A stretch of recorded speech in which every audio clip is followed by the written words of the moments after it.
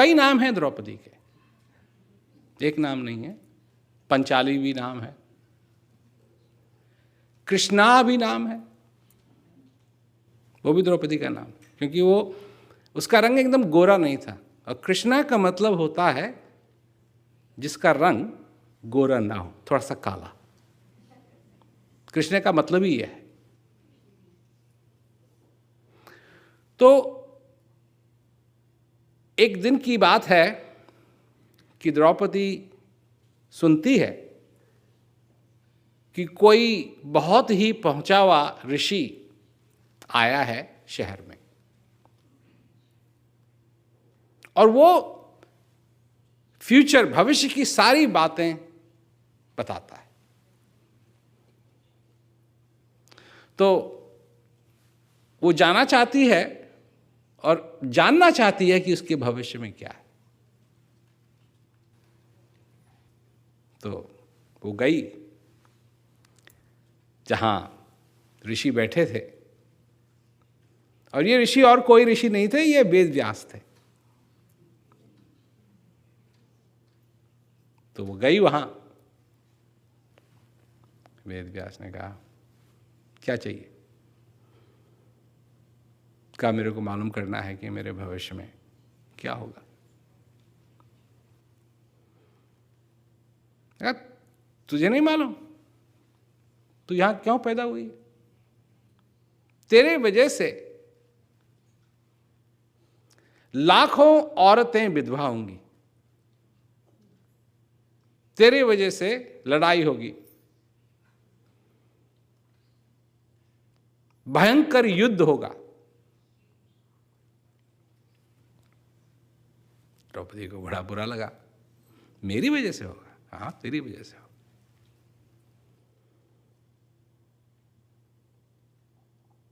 खून की नदियां बहेंगी, तेरी वजह से बहेंगी।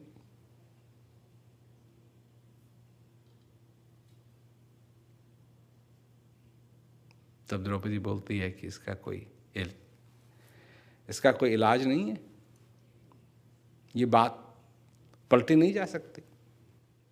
मैं नहीं चाहती कि मेरी वजह से विधवाएं हों, मैं नहीं चाहती कि मेरी वजह से खून की नदी बहे, मैं नहीं चाहती कि मेरी वजह से ये घमसान युद्ध हो। कहा नहीं, ये तो होना है, क्योंकि जिन जिन राजाओं का वध होगा इस लड़ाई में, वो ठीक नहीं, वो अच्छे नहीं, उन्होंने बुरे के साथ दिया है, बुरे का साथ दिया है। तो इनका किसी न किसी तरीके से संहार जरूर होना है, इसीलिए तू पैदा हुई।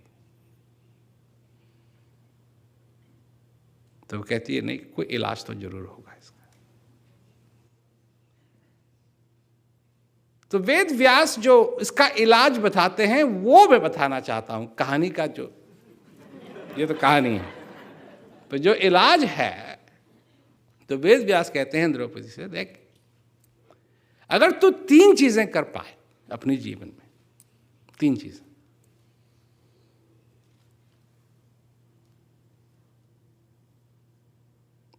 तो ये युद्ध नहीं होगा।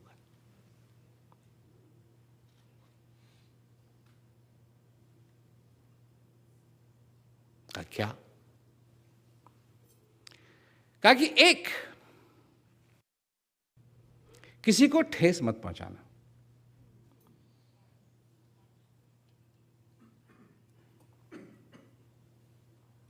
दो 2017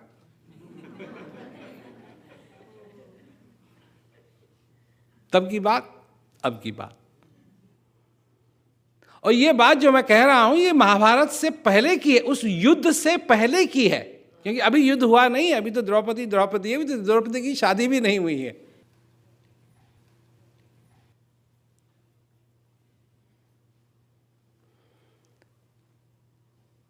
एक, किसी को ठेस मत पहुंचाना,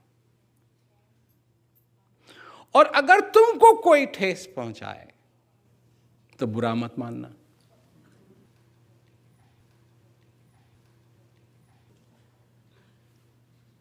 एक तो तुम किसी को ठेस मत पहुंचाओ, और अगर तुमको कोई ठेस पहुंचाए तो बुरा मत मानना।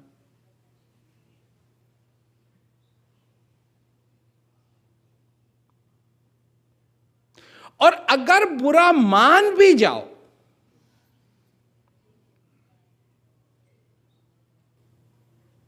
तो बदले की भावना मत लाना। रिवेंज।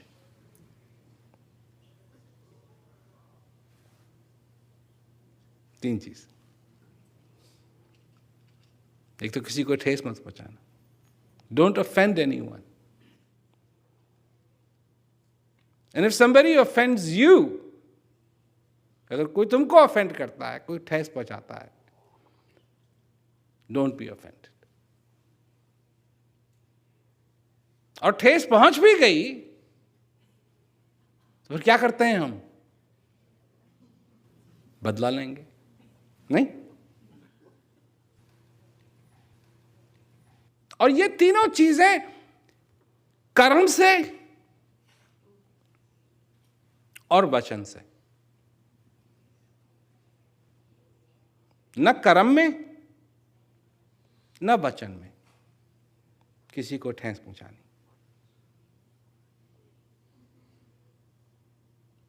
और अगर कोई हमारे को पहुंचाता है ठेस, ऑफेंड करता है, डोंट बी ऑफेंडेड।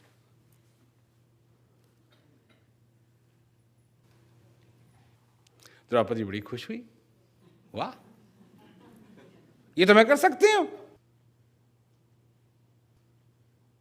ये तो मैं कर सकती हूं। और वही चीज द्रौपदी के साथ हुई।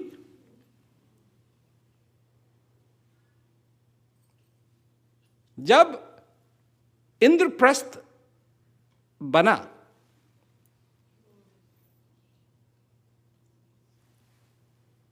बहुत ही सुंदर महल था, एकदम पॉलिश्ड मार्बल।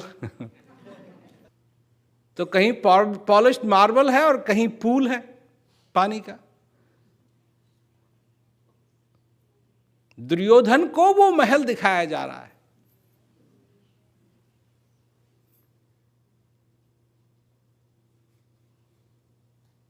द्रौपदी कहती है इधर से आओ, वो देखता है चमकीला, कहता है नहीं, मैं इधर से आऊंगा। और इधर से आता है तो वो पानी में गिर जाता है। उसने सुनी नहीं बात द्रौपदी की। द्रौपदी ने कहा इधर से आओ। अब द्रौपदी के साथ तो पहले ही दुर्योधन खुंदक खाए हुए।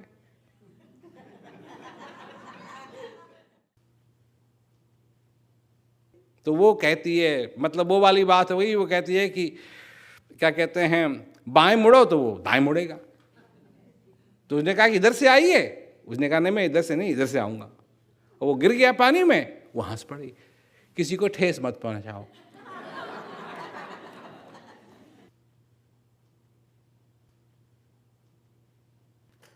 यही वेद व्यास ने कहा था, किसी को ठेस मत पहुंचाना। अगर वो उस समय चुप हो जाती या ये कहती आप ठीक हो,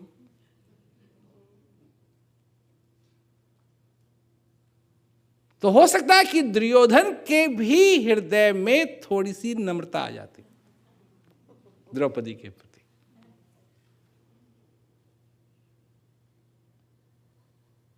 खैर,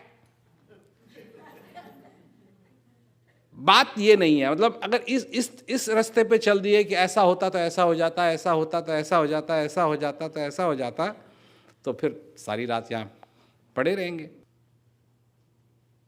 कल की नौकरी गई, कल की फ्लाइट भी गई।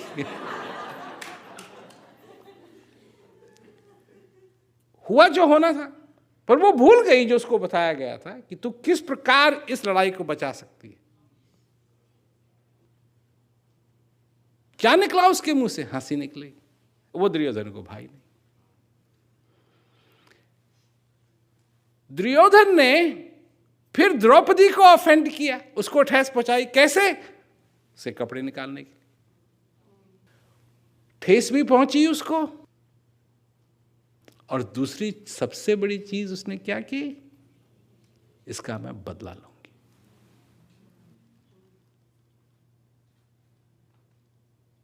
और उस बदले ने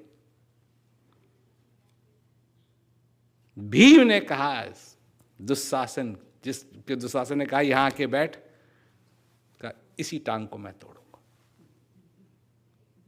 तेरा खून पीऊंगा। तो यही हुआ। 3 चीजें। कहानी तो है जो कहानी है, और कहानी सुनाने वाले तो बहुत हैं, पर इसमें जो मूल चीजें हैं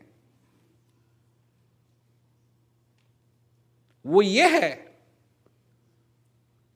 कि हमारे जीवन के अंदर ये जो हमारा समय है इस पृथ्वी पे,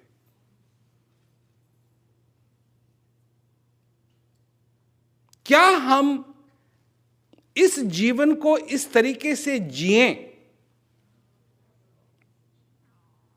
जो हमारे लिए भी सुखमय हो और दूसरे के लिए भी सुखमय हो, जिसमें हम दूसरे को ठेस ना पहुंचाएं और दूसरा हमको ठेस ना पहुंचाए, मतलब सारा चक्कर तो यहीं खत्म हो जाए।